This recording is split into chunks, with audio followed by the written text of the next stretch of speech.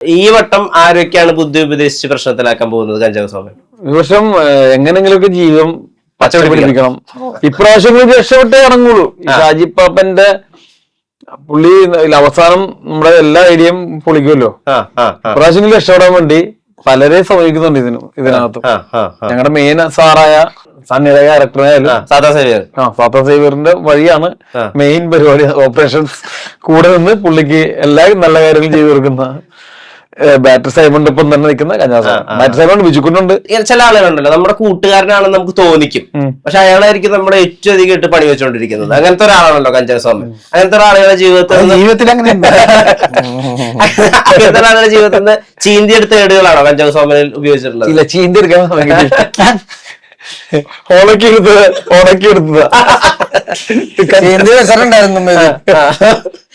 ചെയ്തേ ഉള്ളൂ. അത് അങ്ങോട്ട് ചെയ്യുക എന്നുള്ളതാണ്. ക്യാപ്റ്റൻ ഗ്ലിറ്റസിന്റെ പ്രാന്തൊക്കെ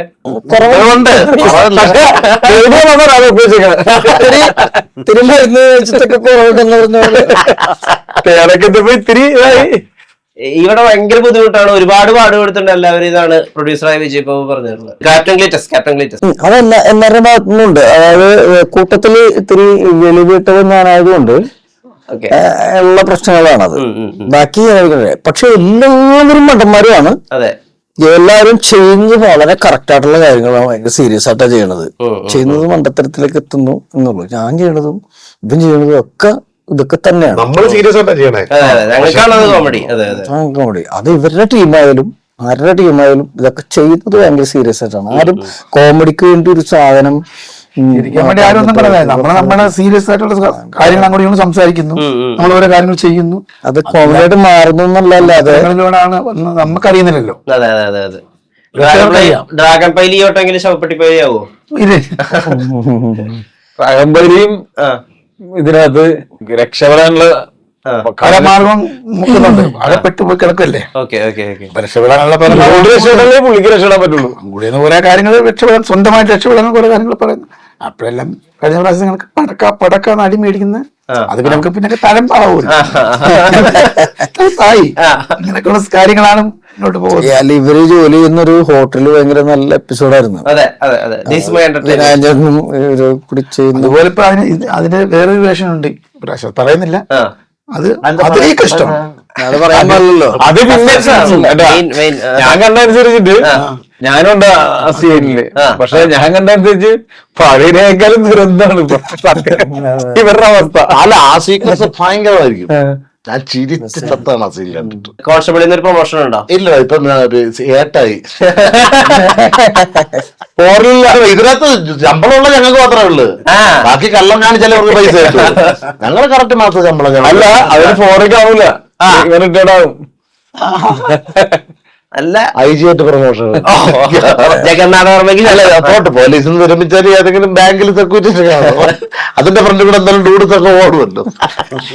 ഈ ഡൂഡിനെ ഇപ്പൊ അതായത് റിയൽ ലൈഫിൽ ഡൂഡ് ഉണ്ടല്ലോ, അതായത് എല്ലാ സൂപ്പർ സ്റ്റാറുകൾക്കും ഒപ്പം അഭിനയിക്കുന്ന വിനായകൻ സാർ. അപ്പൊ അദ്ദേഹത്തിന്റെ കൂടെയാണല്ലോ അപ്പൊ 3 ഘട്ടങ്ങളിലായിട്ട് അഭിനയിക്കുന്നത്. ഈ ആട് 1 ഇറങ്ങുന്ന സമയത്ത് അദ്ദേഹത്തിന്റെ റേഞ്ച് വേറെ ആയിരുന്നു. 2 ഇറങ്ങുന്ന സമയത്ത്, 3 ഇറങ്ങുന്ന സമയത്ത് ഇപ്പൊ ഇന്ത്യയിലത്തെ ഏറ്റവും സോർട്ടഡ് ആഫ്റ്റർ നടനാണല്ലോ. അതായത് മമ്മൂക്കയുടെ നായകനായിട്ട് അഭിനയിക്കുന്നു, രജനീകാന്തിന്റെ വില്ലനായിട്ട് അഭിനയിക്കുന്നു. ആ റേഞ്ച് ഭയങ്കര വേറെയാണ്. അദ്ദേഹത്തിന്റെ കൂടെ കോമ്പിനേഷൻ സീൻ ചെയ്യുക, അദ്ദേഹത്തിന്റെ കൂടെ ഹ്യൂമർ ചെയ്യുക, ആ ഒരു വൈബ് എങ്ങനെയാണ്? വൈബ് എന്ന് പറയുമ്പോൾ നമ്മൾ പുള്ളിയുടെ ആദ്യം നമ്മൾ മിങ്കിളാവണം.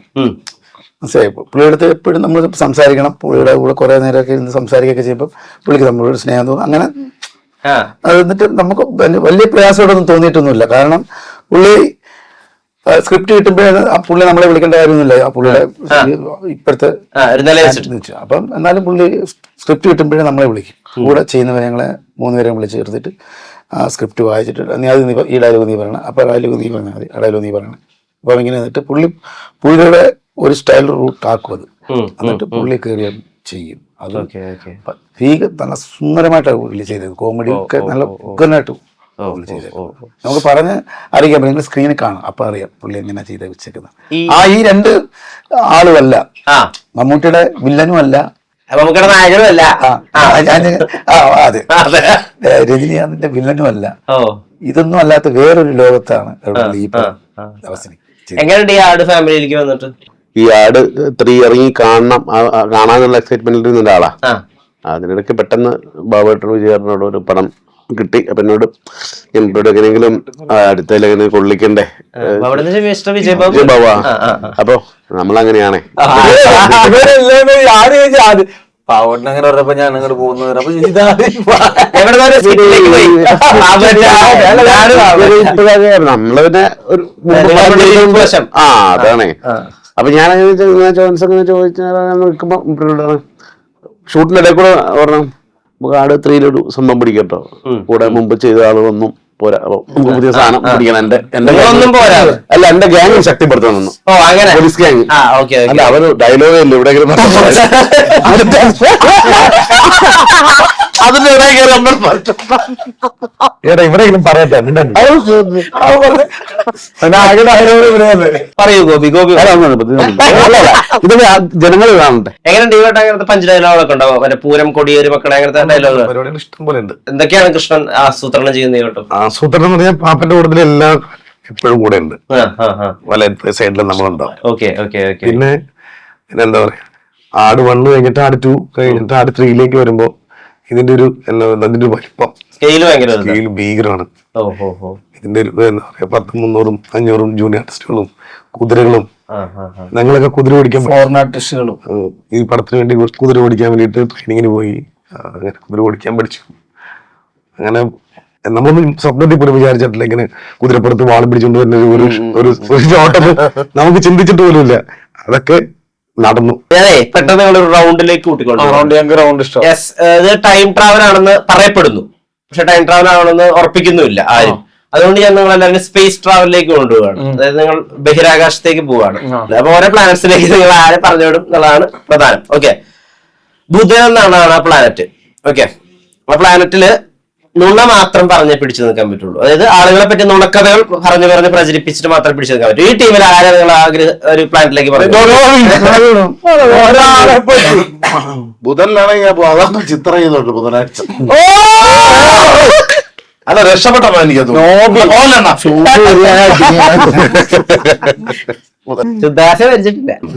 എന്തായാലും ആദ്യം പ്ലാൻ ചെയ്തിട്ടുണ്ട്.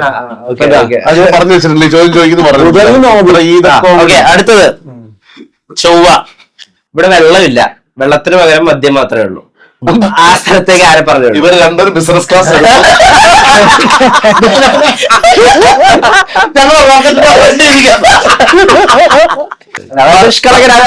സമ്മതിച്ചു.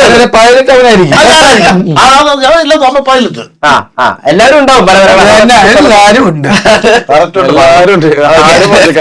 മാത്രമല്ല പേര് കഞ്ചാവ് തോമ.